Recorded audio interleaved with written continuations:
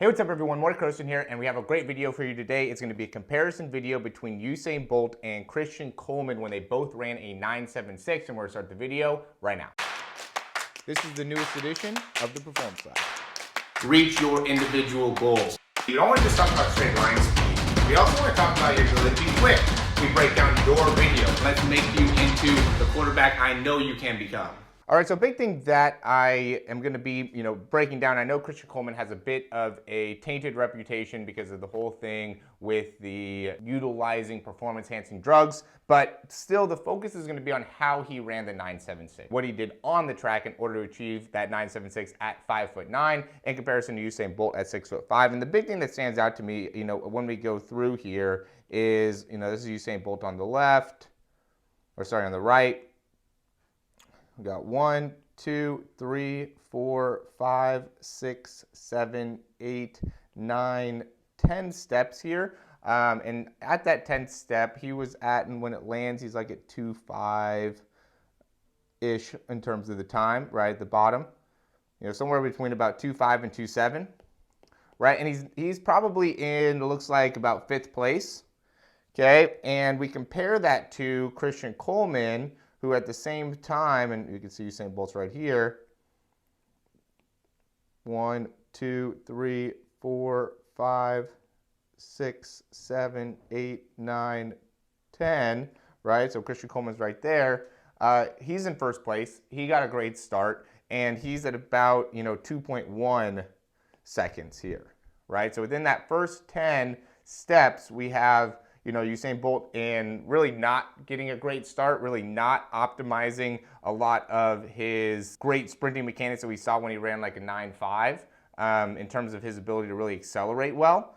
And so the difference ends up being, this is what makes Usain Bolt one of the greatest, is that he does such a great job from that 10-step mark and being able to then transition into his top end speed and really being patient through his drive phase, right? Because right here, all these guys are going through and getting into their top end speed phase where their heads are coming up and they're really bringing their hips all the way through. And right here is really where Usain Bolt really starts to get into his top end speed phase in terms of his posture and his body position. He's probably not getting to his top speed until about 3.8 seconds here, where then we again compare Christian Coleman, where he's at, really his top end speed right around this area a lot sooner, closer to probably 2.6, 2.8 in terms of the amount of time, right? And that ends up making a big difference, right? So Usain Bolt is very patient through his start phase, very patient through his drive phase, where Christian Coleman is a lot slower through this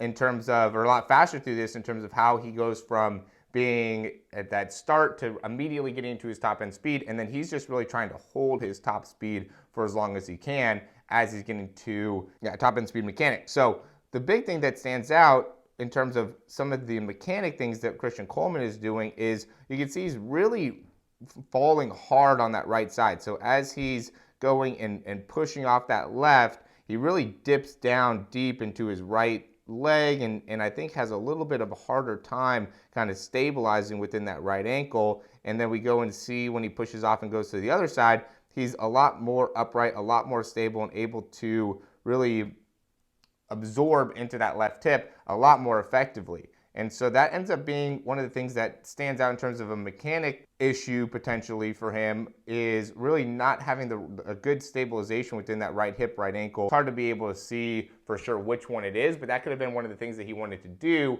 in utilizing the performance enhancers, is like help him be able to recover from any type of additional soreness that was happening within that side.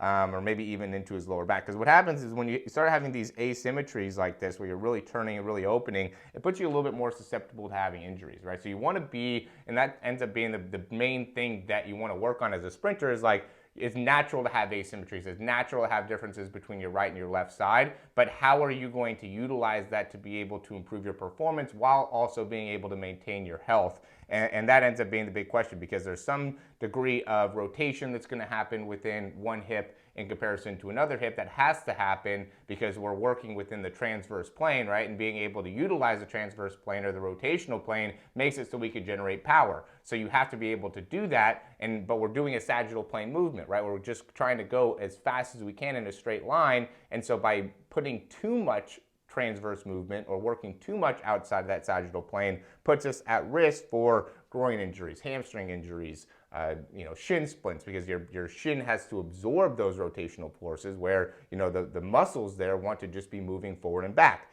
And so being able to really understand where that's going to help us be performance enhancing and where it's going to end up making it so we're at a little bit more risk for injury ends up being a main thing that we want to be able to understand. And that's what Usain Bolt does so well is, he has scoliosis, he has some asymmetries going on, but he utilized core strength, he utilized his lateral flexion of the spine, which more and more people are starting to utilize in their sprinting, which I think is a great way to be able to help in achieving top speed, is really getting more of a lateral spine movement and working more within that frontal plane, right? The side, there's the three planes. There's a sagittal plane going forward and back. There's the frontal plane going side to side, and then there's the transverse plane where we're working rotational movements here.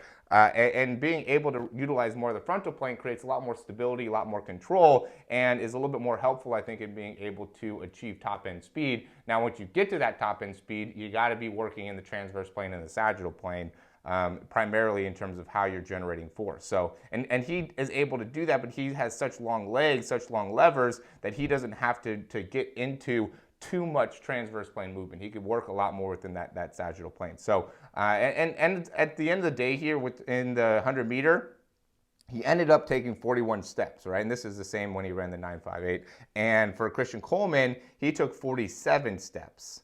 And so that ends up being a big difference, right? Because when you're 5'9" and you're running, and you have to take, more steps, obviously, in order to get there. But now you also have to be able to maintain that top end speed a lot longer. So that's what ends up happening with Christian Coleman, is he gets to that top speed so quickly. And then once he gets here, he has a hard time being able to maintain it. We see, some of these guys start catching him as he gets to his top end speed, because he ends up having this issue where he gets that foot so far back behind him that now the body is going forward. He has so much forward lean going on because of that acceleration that he's just trying to almost just stay upright, right? Don't fall over, don't fall over, don't fall over. He doesn't have that right arm kind of or right side ducking off to the side as much once he gets to his top speed. That's mostly at the acceleration. But, that ends up being something that I'm sure he's working on, is how can he maintain that top end speed more effectively, because he gets out so well. He has such a great acceleration phase, probably the best. Sue Binchin are the two best guys with that. But now being able to really sustain that top end speed are something that both those guys are working on in order to improve. Where you got, Usain Bolt here, 6'5". He, when he gets a great start, then he always has the ability to run, something sub 10, sub 9.8, just runs great times.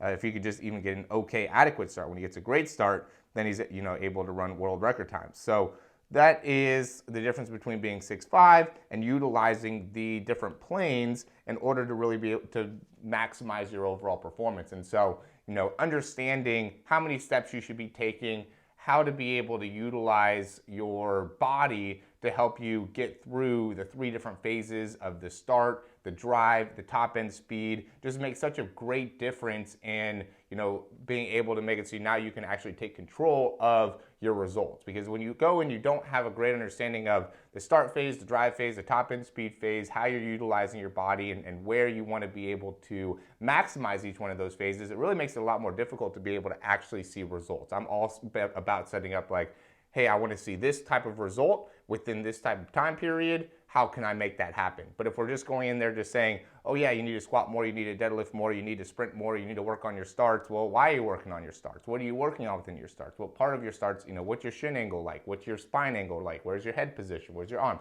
And that all makes it so now you can make substantial results over a period of time. And now you can take control of your career, control of your ability to actually make improvements instead of it being a little bit more up for chance. So that's what I like to do within the speed program is really connect on how we can make improvements in a certain time period And that's why I always push it. The speed breakdowns I think are great just because it gives you a good understanding of what specifically within your mechanics you could do. But when we talk about the speed program, now it's a commitment to being able to help you over a sustained period of time. So as always, guys, thanks for watching the video. If you like the information, go ahead and click that thumbs up down below. Subscribe to the channel. If you have any questions, comments, or recommendations, you can leave those down below. And we'll talk to you soon.